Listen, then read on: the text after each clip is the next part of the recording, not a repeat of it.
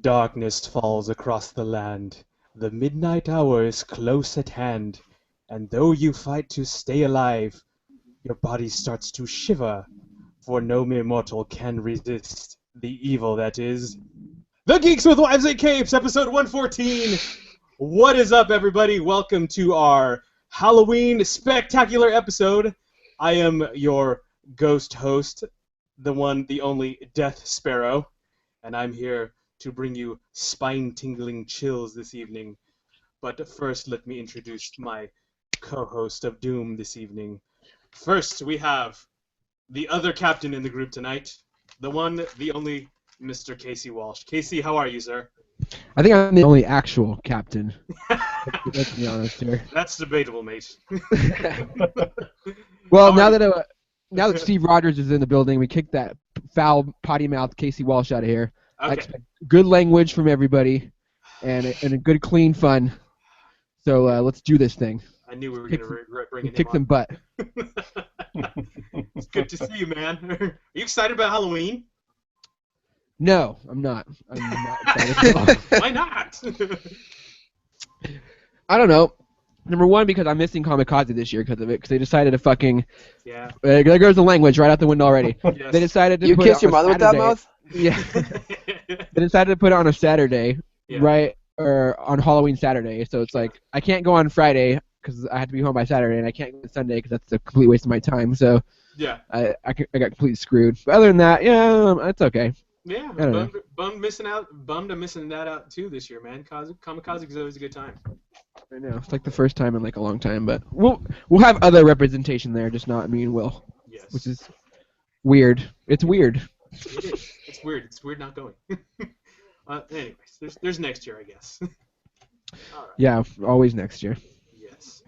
And also this evening joining us is the one, the only, legendary Peter Morrow, a.k.a. Bond, James Bond. Peter, how are you doing tonight? I'm doing great. I'm ready to talk some comics, have some fun tonight. I'm looking forward to this versus battle.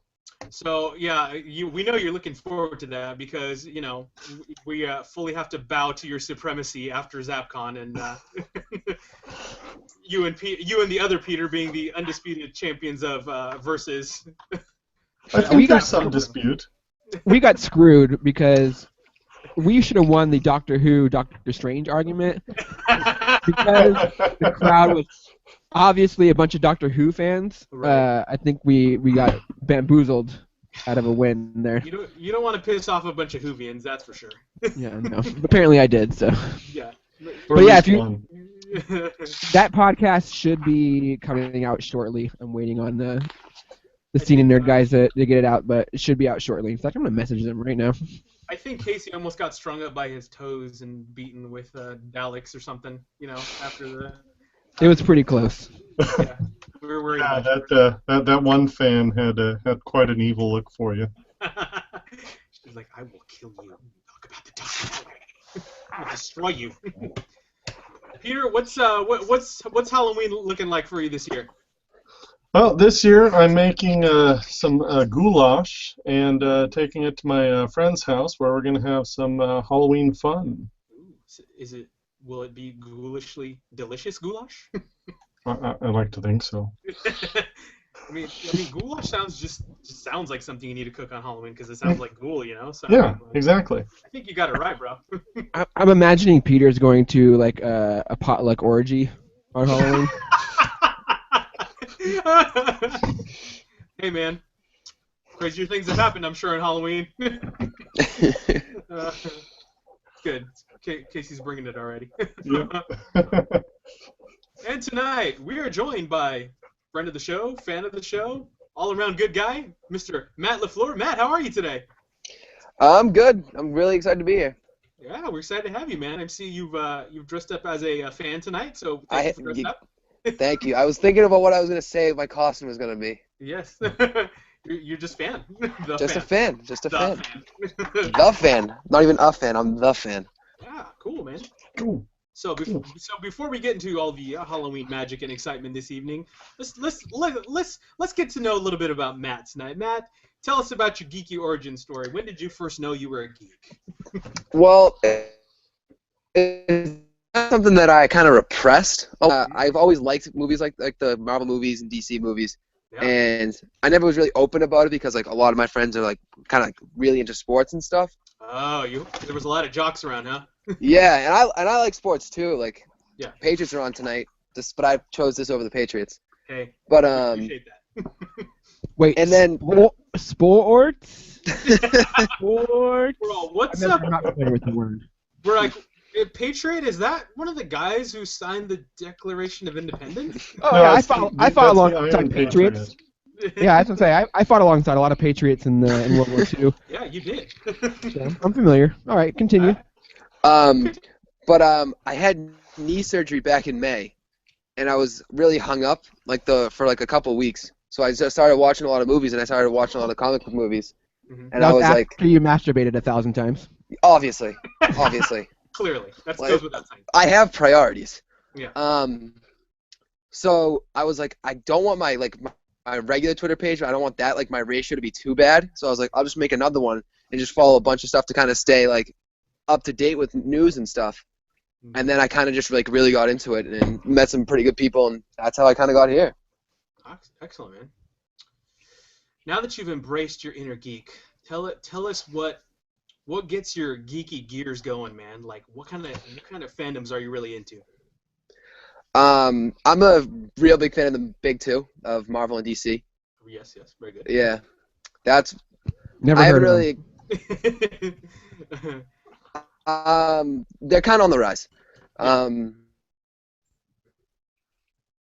I like to watch that. I kind of once I kind of get into something, I dedicate myself into it. Sure. Like I was watching the show The Blacklist, which has like nothing to do with like comic books. Right. That show's fucking amazing. And I banged out that on Netflix, and right. So favorite Marvel character, Matt? Ooh, favorite Marvel character. That's a tough. I like Nova a lot. I know that's what your background, like your picture is, Casey, but he's a beast.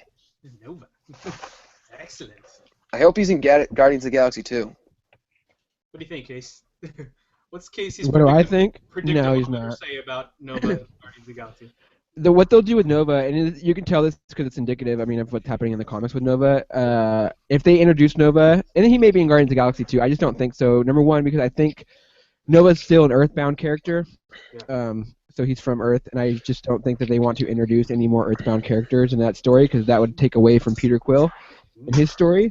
Yeah. Also, I think if they do introduce Nova, it will be Sam Alexander Nova, and it won't be Richard Rider Nova. Because technically, what you can do with Sam Alexander is you can kind of do like a Spider-Man story, but in space. So I think that would be much more kind of conducive to what they're putting out right now. Mm-hmm. And it's tough to have a character whose nickname is Dick Rider. Yes, it's also true. Excellent. Very good. Although the porn parodies write themselves, really. Yeah, they really do. Which, from what I've heard, they have quite a high production value on their comic adaptations. You've heard from a friend.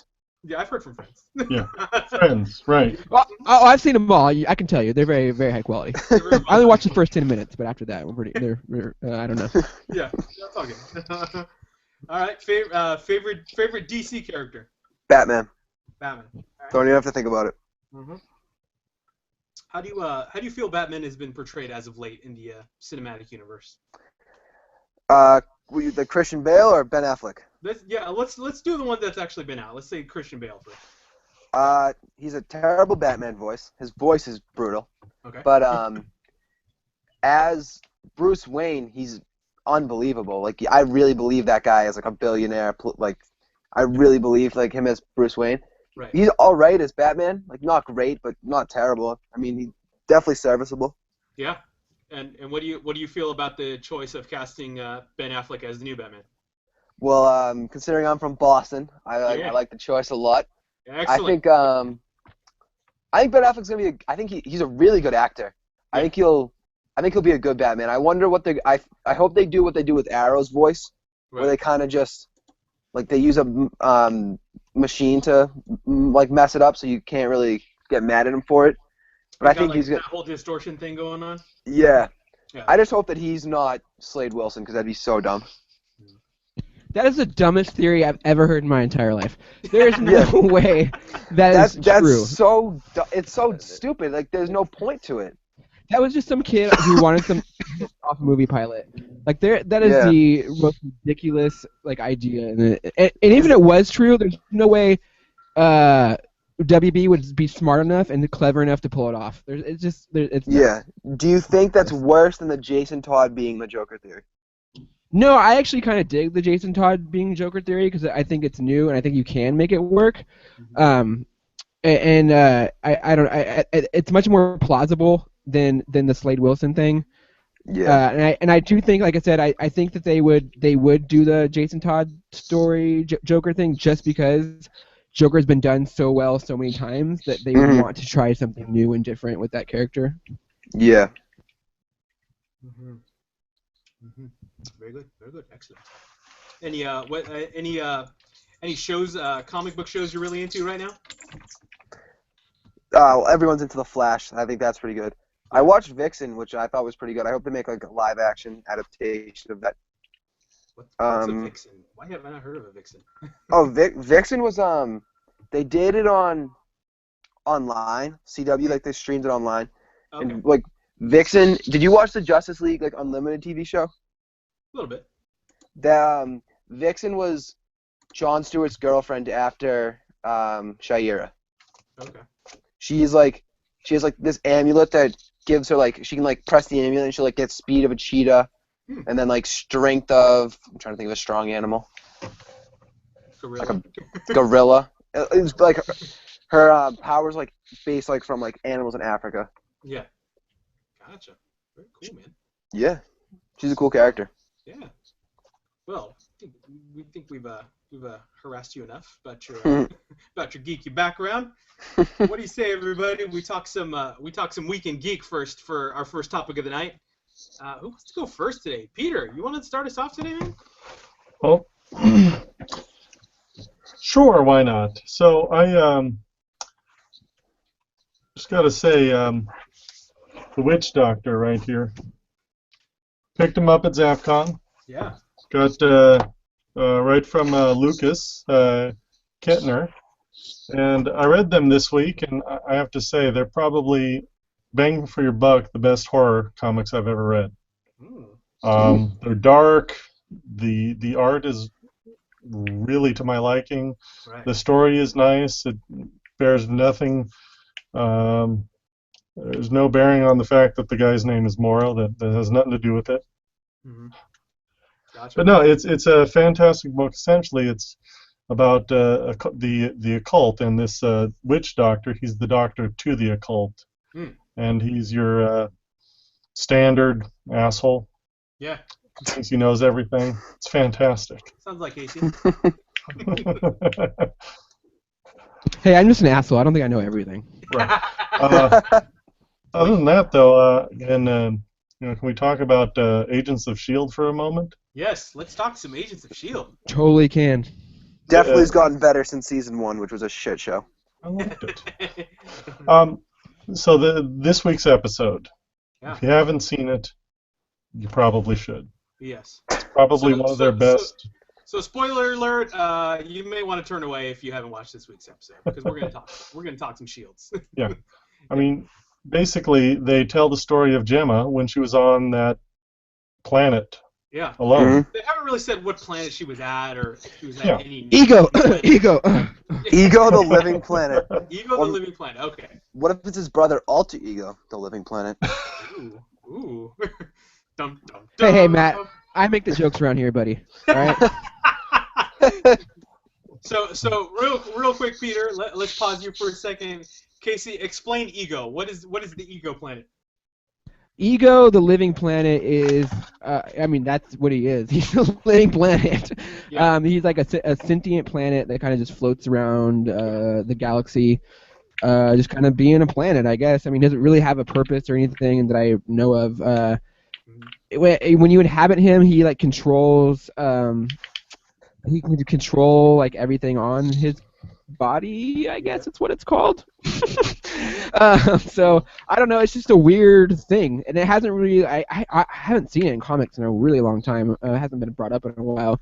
But I mean, everything in that show that happened on that planet kind of points to it, except for the fact where she could like calculate when the sun rose, and that was like, oh wait a second, because I mean, if you think about it, Ego, like he travels around the universe, he's not like attached, and that's why you can tell he's like a living. That's why I thought it at first, because like, oh, there's no sun because he's not orbiting a sun, he's just fucking meandering, you know what I mean, across the galaxy. The So reaches of space. yeah, right. So like he doesn't like he defies the laws of a normal planet. Right. So yeah, it's a weird, crazy thing, and it'll be interesting to see how, if it's true, number one, and how they deal with it. Because I mean, how do you fight a sentient planet? You know, I mean, it's essentially like fighting Galactus, Right. and then do that on a TV show. I don't know. That episode was super weird. Yeah. And this planet sometimes has a beard, if I can interest you in that. Weird. A beard. Yes. Bearded planet. A bearded planet. I could live on a bearded planet. Yeah, it was like, I think it was a scientist that merged with a planet, like if I'm remembering correctly. Yeah. So, Interesting. someone's day got worse real quick. Yeah. That's why Matt's here, because I don't fucking remember that at all. I just remember him having a big face and just being like a dick of a planet. Yeah, he's definitely a prick. Yeah. So Peter, back up to last week's episode when Gemma was like, "I need to get back." Did you think at all that it was because there was a love interest involved? I mean, I didn't see that one coming. I gotta be honest, I didn't see it coming either. I figured it was some sort of weird Stockholm syndrome with a planet. Right. Yeah, So that's what I thought. She just got so used to being on her own and being isolated that she just couldn't adapt to, being back with the team and all. It's like when people have been in prison so long, they just want to go back to prison because that's what they know. Exactly. Right. Yeah. Yeah. Interesting. Yeah.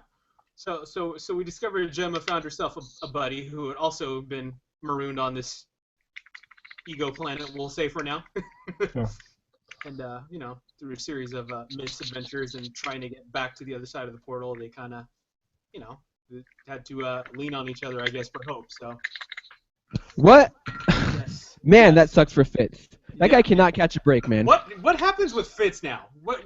That's what I want. My friend Agent Dorian, who's like a huge Agents of S.H.I.E.L.D. fan.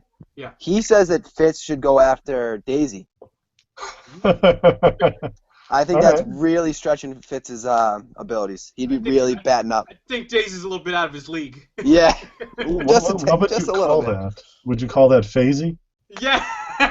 Bang, right there. Someone start a hashtag. Or fizzy? Fitzy? I don't know.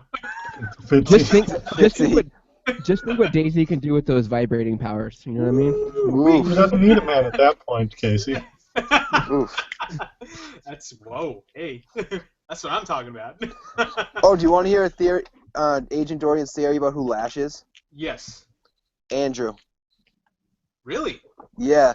His theory basically consists that obviously you've never seen them in the same room. Mm-hmm. He doesn't have like an alibi for when Lash is attacked.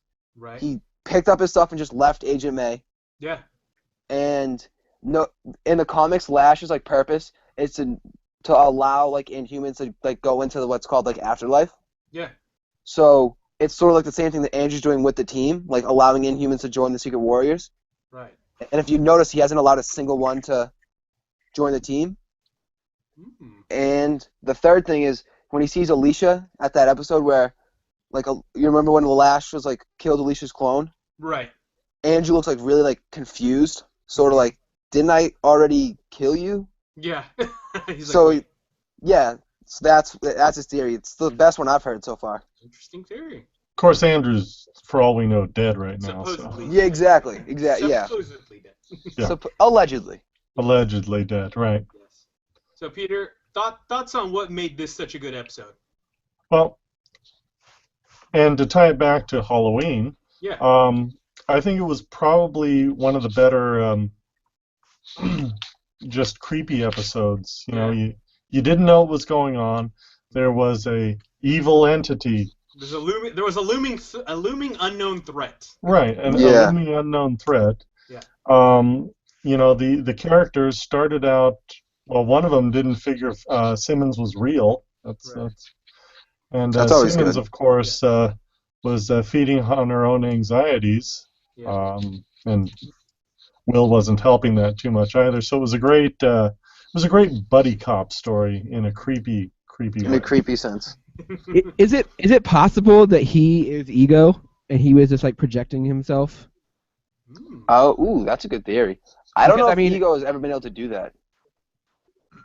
Yeah, but I don't. Yeah, because he can like manipulate. Because remember I mean, if the show is any indication, obviously the planet. We keep saying he, like we fucking know, but the planet was manipulating their minds. You know what I mean? So maybe. Whoa. Maybe he was a I forget the astronaut's name. He was just a projection of Ego or whatever. I don't know. That's another good theory. I went down and I got my book. I'm gonna check to see. We're checking to see what Ego can do. We're going to the books with this one on Matt. Matt, you get back on every episode. Right. Fact checker. Baby. Yeah, Back fact to us on checker. the facts, all right? I could be the fact checker. All right. Peter, what else you got on your week? Well, Ego, real the quick- living planet. Vast intelligence and psionic powers, including telepathy and telekinesis. Travels There you through go. space faster than light and can change his surface appearance. So And yeah, yes, so telepathy. he does have a beard. Oh. So yeah, so Very he cool. could theoretically project like images or a version of himself into someone's mind. So yeah, I guess he maybe could. this is a way better plot. Maybe do it. the planet falls in love with what's her name, Simmons, Yeah. and then it like tracks her down, like it flies through space, and like at the last episode, like we see like another moon like appear like in the sky. And it's Ego. Slash And it's Will. Ego. Yeah, and he's there for Gemma. If you look at my screen, that is what Ego looks like. I've come back for you. That is Ego. Imagine if they had to fight a planet. That was like the whole the overarching villain of the series. They had to fight a planet. So How they're cool gonna, would that be? They're going to have to find like Lilu, like the supreme being, Yes, and destroy the planet. I think so. We're getting all Fifth Element now. Yeah. I love that movie. Yeah, it's a great movie. It is. I love that cosplay. Yes. It's a great cosplay. First time. Hey! First time I met Adrienne Curry, she was dressed as Lilu. Yeah, it's good times. Yeah, she could pull it off. Oh yeah, she looked great. Yeah. Yeah. What else you got, Peter? All right, so otherwise, normal comics. Read Deadpool vs. Thanos, issue 4. Loved it. Yeah. Kanan, the Last Padawan, which is more tie-ins with Star Wars Rebels. It's getting interesting. It's going into kind of more his backstory. Yeah. They're like talking about. Have they talked about like, who his master was and training and all that other good stuff? Yeah. In fact, there's a Star Wars Rebels tie-in novel. I know, Casey. More words, no pictures. Not gonna do it. That's fine. That's fine. That I read that I found pretty good. And then Star Wars Chewbacca. Okay. And Chewie is helping out. Chewie's helping out some slave miners in some no-name planet. Okay. It's kind of an interesting story. Kind of Wait, pulling on his. Peter, where does that take place, like in canon time? I don't understand. Because like, when would Chewie just be by himself? I think it's happening sometime between, sometime around just after the events of A New Hope, if I remember correctly, because in the main series, they talk about Han or Chewie needing to go rescue his fellow Wookiees in Kashyyyk. Yeah. Him and Han were talking about that. So I think this is that side story. I would think you would get some kind of sabbatical after helping destroy the first Death Star. I mean, you'd get a little like paid time off or something. None of them got sabbaticals. They didn't get shit. Well, It was like, all right, you potentially saved the Empire. Now let's try to do it again. Yeah, like get to work. Yeah, I mean, isn't there only like 4 or 5 years between Yavin and Endor? Yeah, it wasn't very much time in there. No. It's funny to think of them as terrorists. Isn't it though? Because that's what they are. Yeah. Yeah. All rebellions are initially terrorists. Mm-hmm. Don't tell Fox News. Then Oh. the whole thing. That's right. They'll tag that shit with ISIS real quick. I don't even know what's going on there. ISIS has lightsabers? Yes. Next on Fox News. But that was my week in geek. Excellent. Lots of reading. Yeah. Peter's our resident reader. He does the reading without the pictures. Thank you for taking one for the team, Peter, and doing that. All right. It's my pleasure. Mr. Walsh, or should I say Captain? All right. First thing I want to talk about. Let's talk about it. Is the Flash. Holy Christ and Almighty! I gotta be honest. I had to change my pants immediately after the end of the Flash. How many times? Oh, at least twice, because I came, and then Shit yourself. I had a refractory period of about 10 seconds, and then I Yeah. thought about it, and I came again. I think that needs to be our new rating system on how we rate shows and comics. Like, how many times you gotta change your pants? I mean, pant changes. Yeah. Oh my Pant God. Changes. So, like, just when you thought the Flash could not outdo itself, like, oh, they did Gorilla Grodd, they do all the major villains. Spoiler alert, if you haven't seen the Flash, don't listen to this because you want to be surprised, but Yeah. fucking King Shark shows up.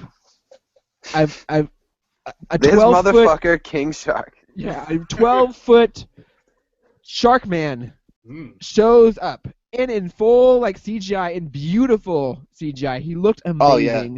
Yeah. And he shows up and he like grabs the Flash, and the look on the Flash's face when he grabs him is like, I'm about to be eaten by a fucking walking shark on land. It's only about 10 seconds, 12 seconds of footage, but it is goddamn beautiful. Yeah. In fact, I think I watched it like 20 times. It's so good, and just the fact that like, yeah, we got Gorilla Grodd and that was cool, but I never in a million years thought we would ever see a king shark on TV ever, outside of a cartoon or something. Okay. So the fact that like he's there and like in his full like shark glory was beautiful. Yeah. It was amazing.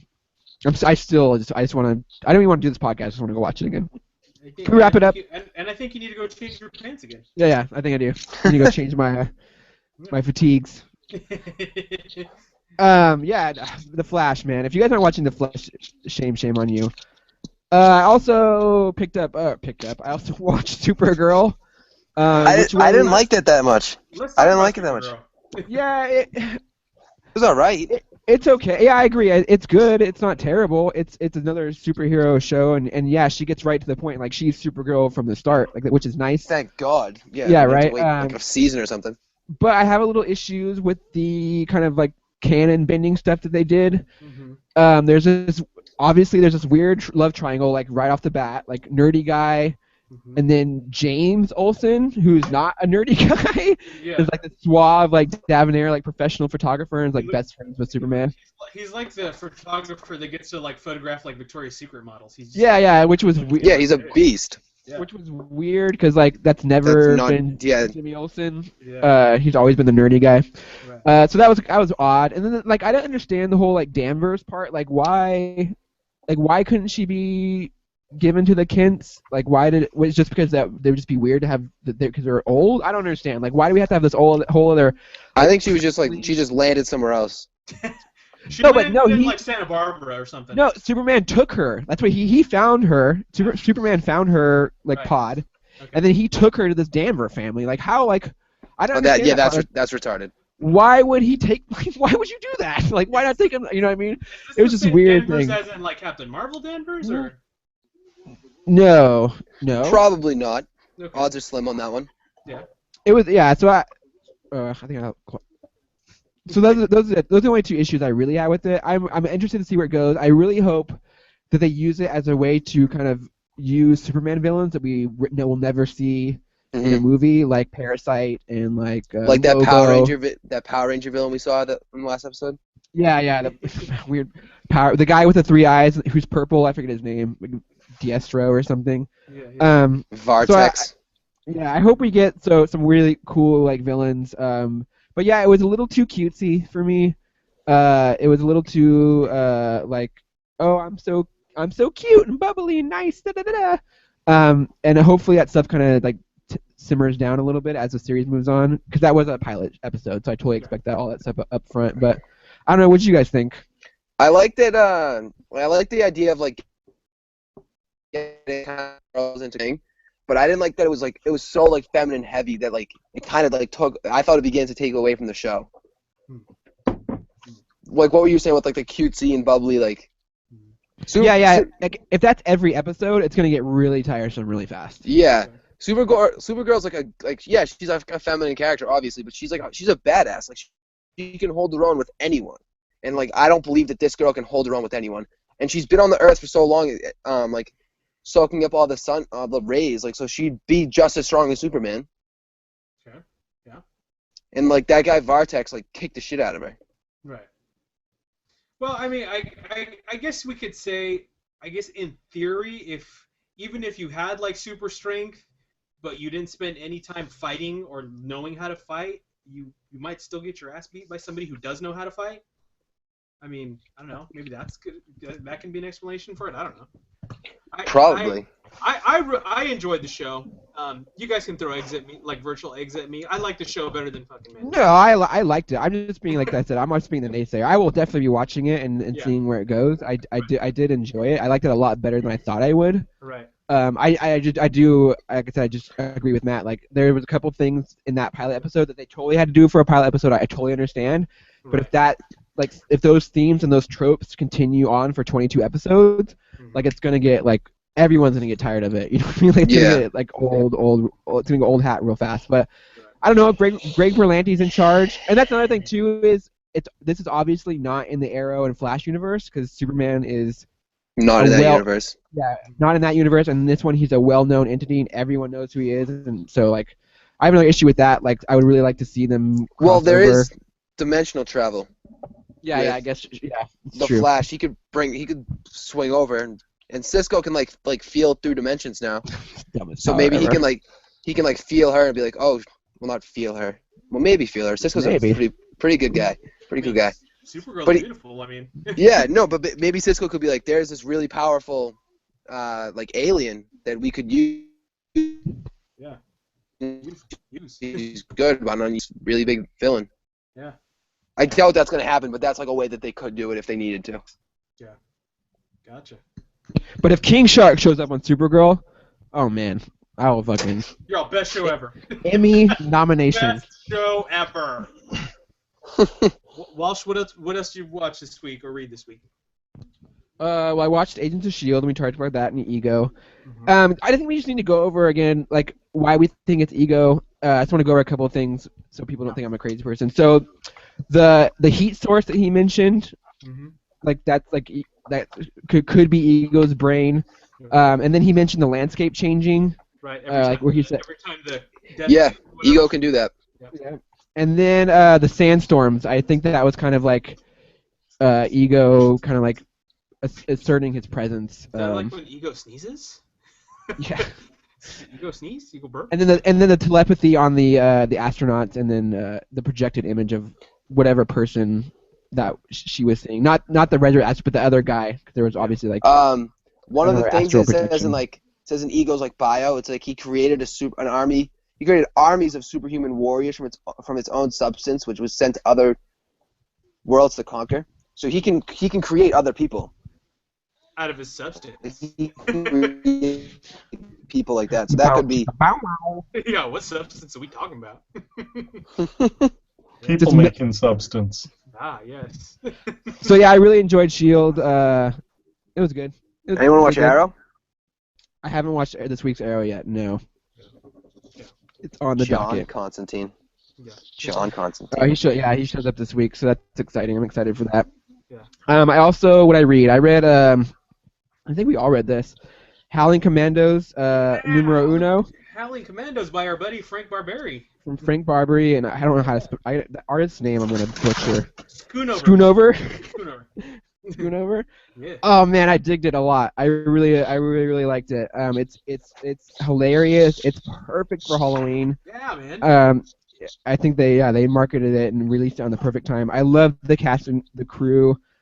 Basically a bunch of characters you've never heard of. You got like Man-Thing and Teenage Abomination and Zombie Jasper Sitwell and Zombie Jasper Sitwell. yeah, who's The the Zombie Jasper who's the Sitwell chick- bits are pretty much the funniest thing in the book. Yeah, like I said, I like the cast. Man Sapien, Vampire by Night, who's like the uber badass of the group. Yeah, it's really a lot of fun. and a gun-toting monkey. Yeah, Hit Monkey, who's kind of like their Rocket. Him and Man Thing act kind of like Rocket. He can't talk though, I don't think. They're like Rocket and Groot. Or like Rocket and Groot. I really like that. Like the Man Thing idea was like, and if you obviously if you're a comic book reader, you know they're not talking about it, but they set it up like the Hulk. Yeah. Like they're like, oh, bring in Big Green, and it's Yeah. like they drop he's in like, this giant. He's like kind of like their ace up the sleeve, like last resort, like shit's hitting the fan, we're gonna drop him in the scene. Yeah. So and then I'm not familiar with. Is it Goro? Oh, Oh my God. The big The big like rock guy. Yeah. How do we spell that? I'll check the book. Goro. It's No, not is Goro. it? It's Gorro, right? Gorro. All right. I think so. Goro, something like that. Check He's the only one I'm not in here that I'm not really sorry. familiar with. It's Casey. It's Orgo. Orgo. I knew it was weird. Orgo. Orrgo. Orgo.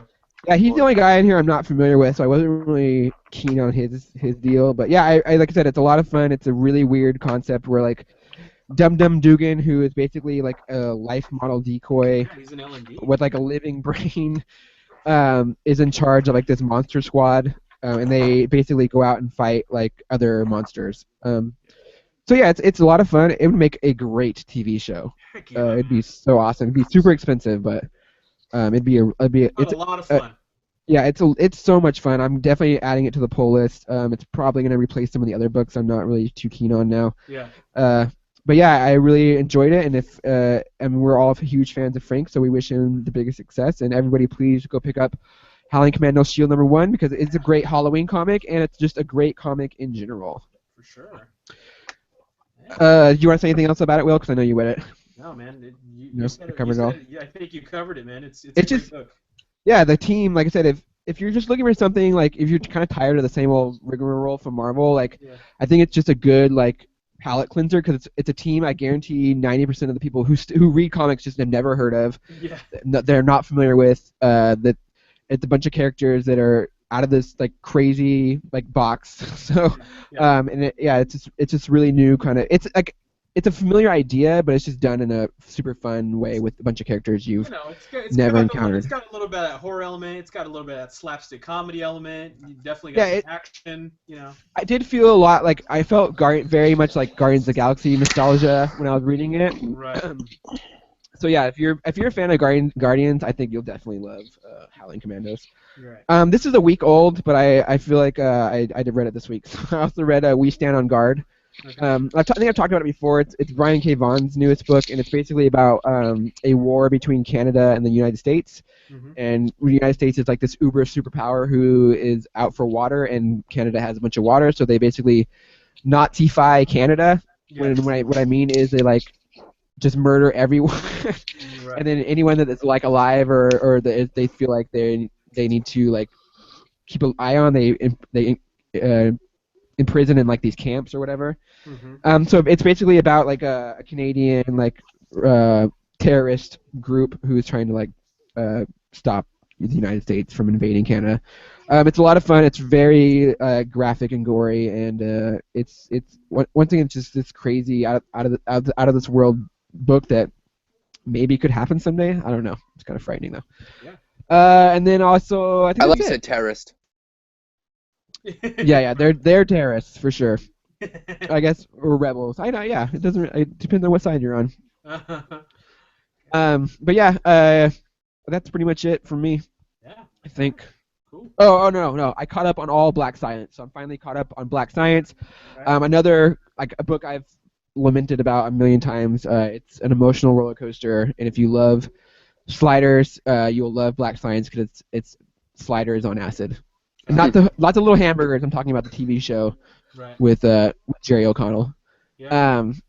So Yeah. pick up Black Science. It's always been a fabulous book and it continues to be. Gotcha. All right, Matt. What do you have for us this week in your Week in Geek?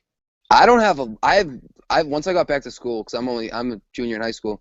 I haven't really been able to read as much as I wanted to. The last thing I think I read was like Batman 41 with Commissioner Gordon as Batman. Yeah. That was really good. Right. But I haven't really read much in a while, and not as much as I want to. I really got to get back into it. Yeah. Cool, man. Yeah, that Batman is the shit. And we just talked.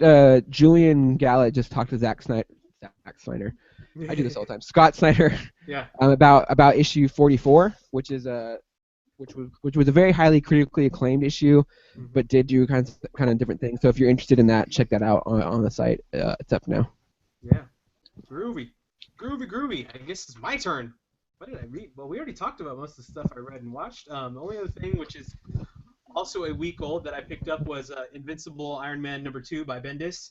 Anybody besides me reading the Iron Mans? No, I have read the first issue, but I think I'm gonna wait for a trade because I felt like after that first issue, it just felt like it'd be much better to read in trade because I didn't want to have to wait every month after each cliffhanger, you know. Right. Well, this or last week's issue, Tony is having a battle of wits with the new and improved Doctor Doom, who no longer has his mask, who now looks like some high-powered like Leonardo DiCaprio-ish like stockbroker guy. He's like super pretty in a nice suit, you know. Jordan Belfort. Yeah. I think that's a great fit for Iron Man, though. Like, I think Doctor Doom is a perfect foil for him because they are essentially like opposites. Yeah.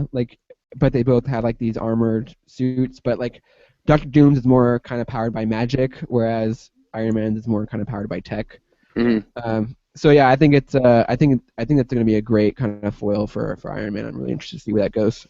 Yeah, so of course, you know, Tony's completely thrown off by this, you know, and doesn't believe that it's actually Doctor Doom, and you know, they have a chit chat, and Doctor Doom surprisingly is actually, at least from what they make it look like in this issue, trying to help Tony to kind of track down Madame Mask, I believe it is.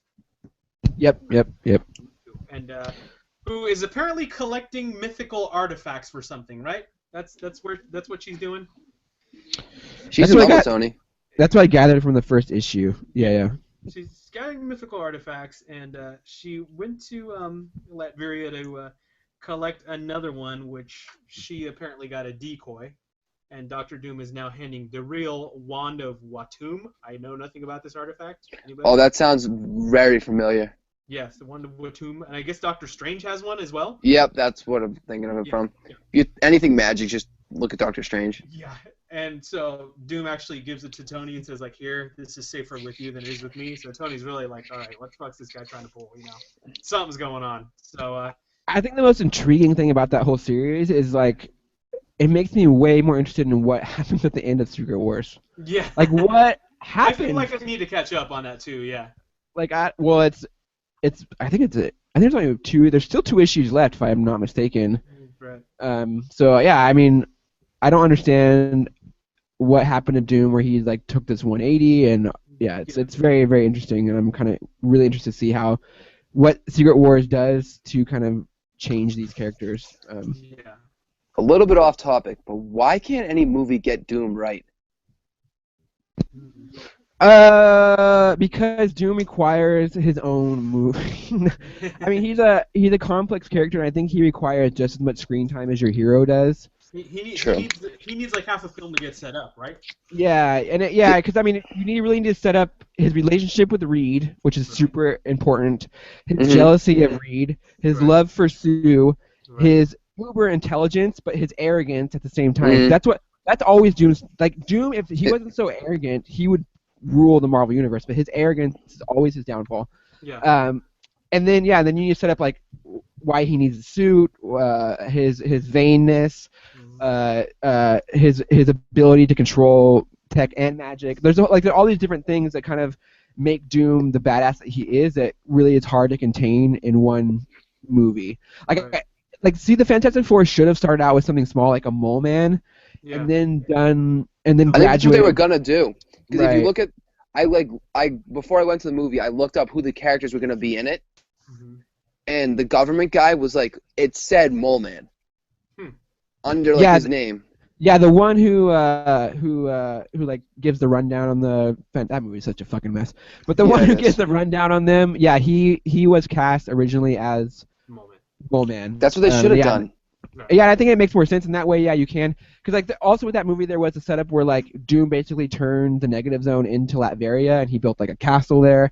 Mhm. Like I think all that stuff would have been really great, and yeah, if you would have had him like kind of been like the ominous like Thanos figure, and then the third movie like come out and like that movie be about him, but the Fantastic Four coming in and trying to stop him, I think that would have been a much better plan. Because I mean, the Fantastic Four does have some great villains, and including like Galactus that they could have kind of put in. Because Galactus doesn't really need any explaining. Like there's no. Like all you have to do. Yeah, you can do is 5 minutes. Yeah, 5 minutes to explain them. There's this giant thing coming, and he eats planets. Like Devour worlds. Done. Yeah, so like that doesn't require like a whole Survivor like, of a the whole previous movie. universe. Yes. Bang.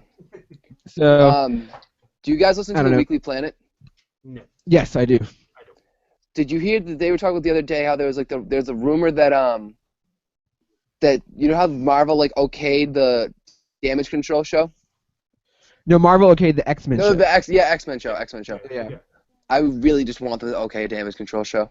The Damage Control show is, as far that as could I be know, so funny. it's good to go. I mean, we'll see if it gets canned, but it's on track to be on ABC. So yeah, I think they're gonna try to race it out because that DC show is supposed to come out too, which is kind of the same thing.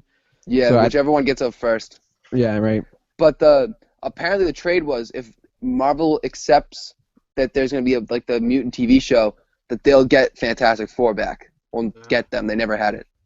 Yeah, I heard that rumor as well. I mean, we won't know until they want us to know. Yeah. But I think that's totally plausible because I don't see any reason why Fox would want to keep it. Well, why Fox would want to keep it, or why Marvel would be like, yeah, make more money off of our property. You know what I mean? Like, yeah. Like, there's no reason for them to greenlight a TV show without getting something out of it. So. And it's definitely not to sell comics because they're literally killing off X-Men left and right in the comics. So yeah, because everyone's an Inhuman now. Yeah. So it makes a ton of sense, but I like I said, like the Spider-Man thing, I don't think we'll know until they want us to know. Until they want us to know, right? Yeah. Gotcha. Other than Iron Man, let's see what else. I watched. Which is not comic related, but it has somebody who has been in a comic book movie, Tom Hiddleston. I watched Crimson Peak, which is a very interesting. Were you by yourself in the movie theater? Negative. I don't feel like it was very much of a horror movie. It was more of a murder mystery to me, like a gothic-inspired murder mystery. It had some scary stuff in it. There was a lot of really like oddly like bloody muscle-esque ghost creatures, and Tom Hiddleston's butt, which I guess was exciting for the girls, but How does Charlie Dunham keep getting work?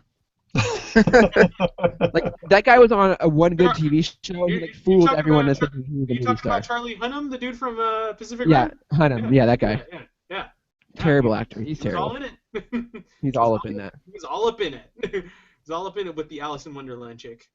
So yeah, this, and the other thing I watched this week was the movie version of Constantine. What did you guys all think about that movie? I don't think I liked it. Yeah, I don't have I didn't any mind it. problems with it at all. Yeah. In fact, it does. I think it actually kind of portrays the character a little bit better than the TV show. Yeah. Only because he smokes. Yeah. Which is like a huge like character trait for him. Yeah. But yeah, I mean, I think the main issue with that movie was just people just didn't like Keanu Reeves. Yeah. So I he's think sort it of just got pressed all the time. Yeah, and I think so it just got a bad rap because of that. Yeah. And like it didn't delve into his sexuality very much because that's also another huge character trait of Constantine is like he will fuck anything. Like literally anything. Like man, woman, demon. Yeah. Like I think who's to say that if they had made a second one they wouldn't have touched on that, but I think in the first one they really just trying to establish who the character was for people who've never read the Hellblazer series or whatever. I bet it was on Keanu's contract, like women only. Yeah. Like I'm not touching any man parts. Not touching any guys, okay. That kind of thing, yeah. But I mean, solid movie, some a very comic fueled take on angels and demons and the whole heaven and hell war thing. So Yep. good solid movie still. I think I really enjoyed it, which is why I watched it again. But yeah, other than that, I think that's it. Just one last thing, real quick, to those who are watching. I picked up another cosplay variant of Ant-Man with my buddy Steve Meisner on the front from Solo Roboto Industries. We've actually have featured him on the site. I think he was like our first ever male cosplayer of the month. So yeah, congrats to that, Mr. Steve, my buddy. The Ant-Man on the front of the cover. It's good stuff. Did you ever find out if they got paid for that? I'm still curious. I haven't asked him. I bet you Had they I did been it. at Kamikaze, I would have been able to ask him, but I know, he's right? not. All right, gents. Let's dive into a little bit more Halloween fun. You guys ready? I'm do it. more than Yeah. ready. Let's do it. Do it. So at ZapCon 2015, we had an epic battle of amazing geek proportions with the Geeks with Wives and Capes crew versus the Scene and Nerd crew with Mr. Peter Morrow and that team. So we thought we'd have a little more fun with that whole idea.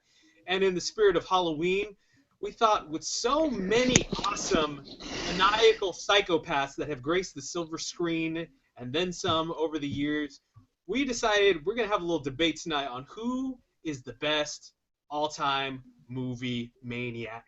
All right? So, I don't know. I picked Freddy Krueger. I hope everybody else has picked something. I got a good one. All right. So, who wants to seal their fate and go first tonight? Wait. Let's everybody say who they picked first before, so we're not all we don't have double ups. And real quick, those of you who are listening, tweet us as to who you think won the battle and who's the best movie maniac after the show. So yeah, who did you, Peter? Who do you got? Who did you pick?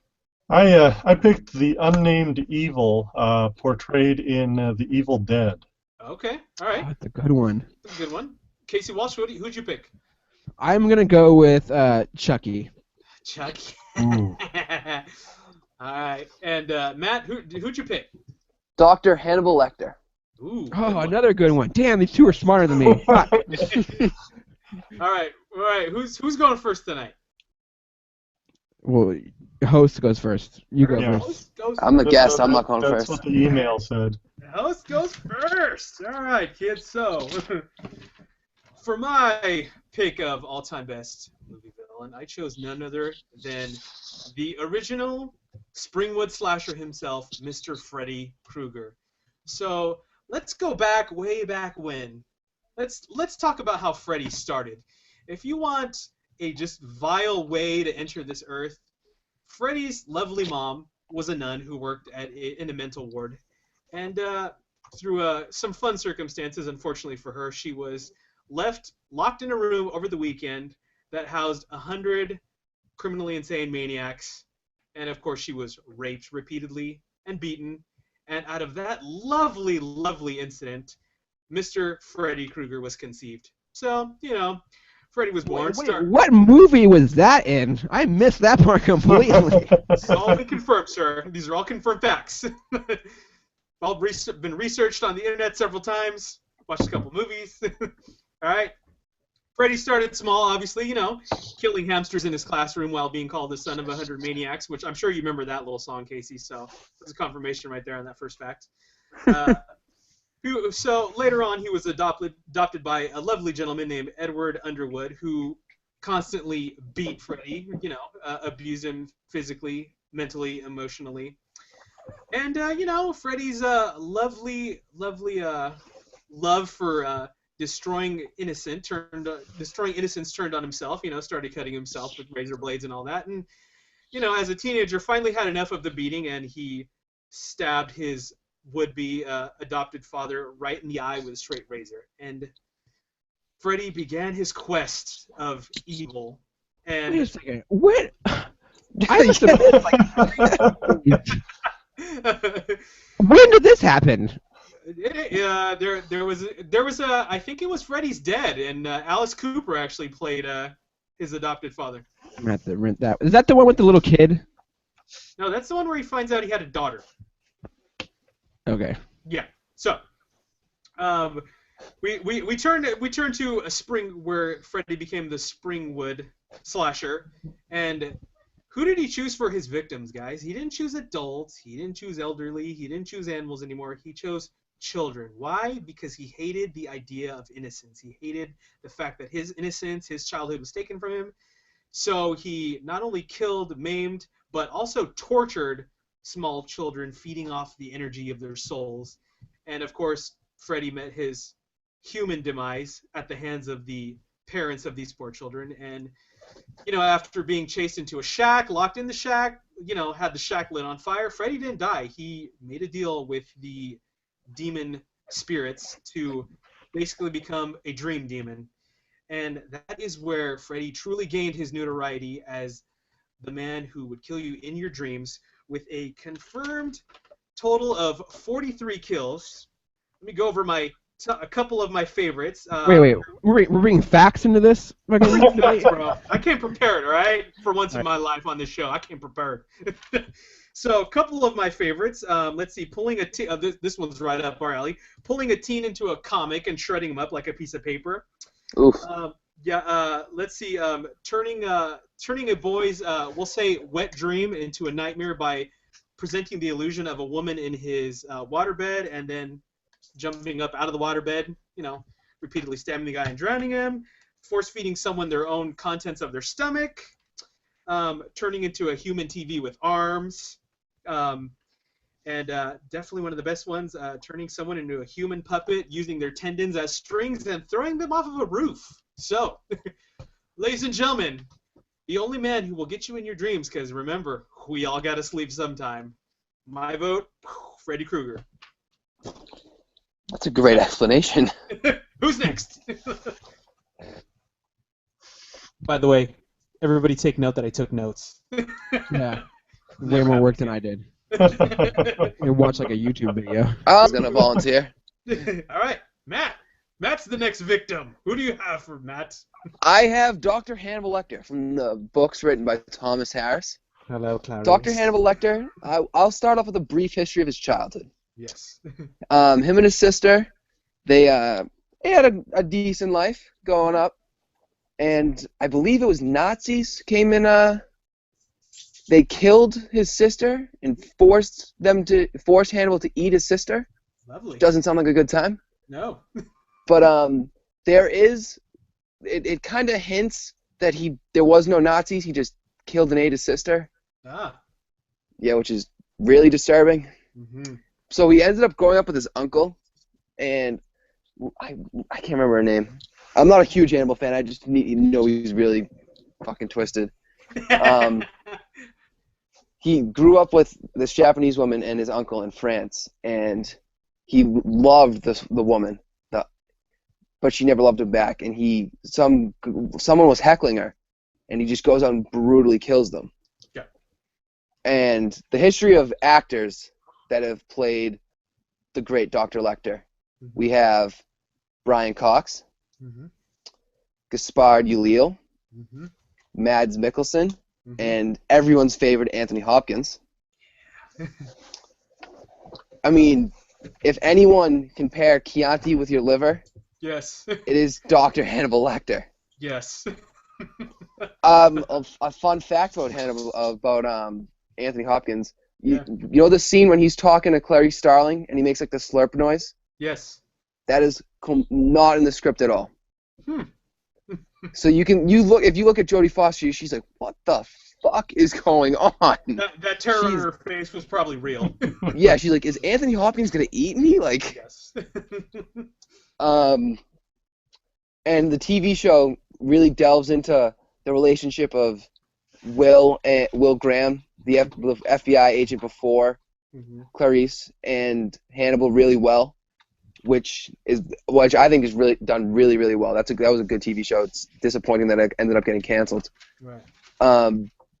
But it shows how like Will is like, he kind of is Hannibal, but he like represses. Like Hannibal doesn't repress his like need to kill and to eat people, but Will kind of represses it, and you see how like Hannibal just plays like these mental games with Will, and like is just kind of forcing him every single episode like a step closer and a step closer to getting to that level. Yeah. And that's what makes Hannibal the scariest. Is like he might not be able to get you in your dreams, but he will turn you crazy rather than necessarily kill you. he can get you to sit next to him and eat a human being, and you to just be batshit crazy at this point. And that's what terrifies me about Hannibal Lecter. Excellent. Very good, sir. Very good. All right, Peter, Casey, who's next? All right, I can go. All right. All right, let's talk about the unnamed evil here. So we've got an evil something. So evil and so old that ancient Sumerians were having to deal with it. Did you have a question, Casey? Oh no, I was turning down my TV. Okay. He's using the clapper. Clap on. Oh, okay. All right, so this creature who's really only vaguely described in the Necronomicon, this creature is so evil that all you got to do is get a little injury on you, and that's enough for the evil to seep into your body and take you over. And then you turn into this really snarky zombie thing and, start eating your friends. Which is always interesting. Yeah. And another seemingly inexplicable evil power is that this creature gives you gallons and gallons and gallons of blood. True. Now, I have a theory. I think that, and for those of you who have read a little bit or know anything of the Cthulhu mythos, I have a feeling that this unnamed evil might just be Yog-Sothoth, which is essentially the destroyer of all things. Yeah. And in my opinion, you can't get much more evil than an evil old god. Mm-hmm. Yeah. Who turns you into a zombie filled with hundreds of gallons of blood. But what if he was a sociopathic doctor? I think he and Hannibal could hang for a little bit. I think they'd have some things in common. Get along quite well. Yeah, they might get along. Yeah. Have something. It's They probably might have deltas and something cannibals. interesting to talk about. Excellent. Very good, sir. Okay. All right, is it my turn now? I fell asleep. Save the best for last. Okay, so yeah, killing people in their dreams is fine, but I mean you could fight that with a cup of coffee. And Hannibal Lecter is all in good, but I mean he's gonna die eventually of old age or rot in a prison somewhere. Yeah. And I mean the ultimate evil is fine, but all you have to do is not read a book, which a lot of people don't do. So That's a fair point. He makes good arguments. easily avoidable. What you can't avoid is your childhood. And that's where Chucky comes in. Chucky is an amalgamation of a murderer who was cursed and forced to live inside a child's toy. The reason that's terrifying is because if you have children, you know that their toys are terrifying. They litter the household. They're everywhere. Yeah. You step on them in the dark. Not only that, they often turn on and make noise seemingly on their own. And it when that happens, it automatically steers up feelings of this murderous doll who has no remorse for human life or anything else. All he cares about is death and wanting to escape his dolly prison. So the fact that number one that he kills everything, he will kill a child. In the dreams or not, he will just kill them. Frankly, in any time, doesn't matter. He has no off switch, and not only that, but he creates another doll, and they have a wife, and there's a family involved. Yeah, that was there's a little creepy. Yeah. So Just a little. Chucky, and even if you kill him, you can't kill him. He just goes to another doll or to another living or another inanimate object. There's always somewhere else that he can escape to. So I think that Chucky is just an unstoppable force in the horror world, and his kill count is 35. So right up there, really close to Freddy's, not in the 40 range. But like I said, he hasn't been around as much, hasn't had as many movies as Freddy has. So he has a little bit of catching up to do. That was that month or two where he ran out of batteries, so Yeah. Batteries not included. So it's really hard to fight against the doll. I mean, what do you do to it? Like, you basically you can't punch it, you can't shoot it, you can't set it on fire. I mean, you can set it on fire. That's pretty much it. You can throw it into like a wood chipper and hope that like everything comes out okay on your end. But I think that Chucky is really just a terrifying thing. Like, imagine a child-sized object that was hell-bent on slitting your throat, decapitating you, and embalming you in your living room. That's really just, the fact that my child could come at me any moment with a razor blade is god terrifying, and I think that Chucky kind of embodies that idea that like children are evil, and their toys are evil, and everything about them is evil, and children aren't going anywhere. If we're talking kill count, Hannibal's is approximately 190, so 190? It's higher than both yours. Oh There's like goodness. 6 books, so. Yeah. Wow. That's crazy. Okay. Oh, wow. So yeah, so Chucky, like I said, he's the unstoppable force of evil that can't that not only encapsulates your biggest fears as a parent, but is even scary for a child, because I mean, who would want to see I'm not a parent, and it terrifies me. their toys come to life? So Chucky is my scariest villain. Excellent. All very good reasons why these guys are on the all-time best movie maniac list. So listeners, followers, tweet us and hit us up with who you think is the best movie maniac. Good job, guys. Good stuff. Anybody want to say what their favorite Halloween or horror movie is? Anybody got one in mind? I really like Event Horizon. Okay, Event Horizon. I think it's sci-fi, it's horror, it's Sam Neill. Yeah. What else do you need? Right, good one. My pick for one of my all-time favorites is definitely Bram Stoker's Dracula. Oh, that's another one. Gary Oldman's portrayal of the good old Count is by far my definitive portrayal of Dracula. When I think Dracula, that's who pops into my brain, and I think that movie is just was so beautifully made. Obviously, it's so close to the source material, and it's just there's some creepy ass, terrifying stuff. But Will, talk to me. Keanu. He was good. He was good in this movie. Not good. You clearly haven't seen Dracula Untold. Oh, good sir. I will go to Transylvania, and I will meet Dracula, and I will handle his real estate most hastily, dude. I think Keanu was at his best probably in that movie. And I have to agree with you about sticking to the source material. One thing I like to do, big surprise, I read a book, is read Bram Stoker's Dracula every few years. Yeah. And if you've never read it, get the book on tape or watch the movie. It's actually really hard to read because it's written in Victorian English in letter form. So this movie, with the voiceovers, actually does a really good job of staying really true to the source material. And despite Keanu's other movies, dude. I would totally get that audiobook if Keanu was reading it. I would too.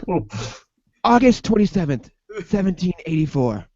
I walked up a big hill to reach this castle where Count Dracula lived. It was cold. When I got to the other side, I was like, whoa. Yes. Yeah, but Casey, favorite horror movie? My favorite horror movie is probably a horror movie few people have actually seen, but is a kind of a cult thing. It's called Trick or Treat. It's actually an anthology. It's like a couple of different stories. It's like a comic book and a movie. Yeah. Oh yeah, it is. Oh my god, I didn't think about that. Yeah, weird. That's creepy. Yeah. But yeah, it is like a comic book where it's a bunch of different stories that happen in the same town, to different people. It's this cool anthology where you get like a bunch of different kind of Halloween type of stories. I really enjoy it. We watch it every single year. In fact, it's on my DVR right now, waiting for Halloween.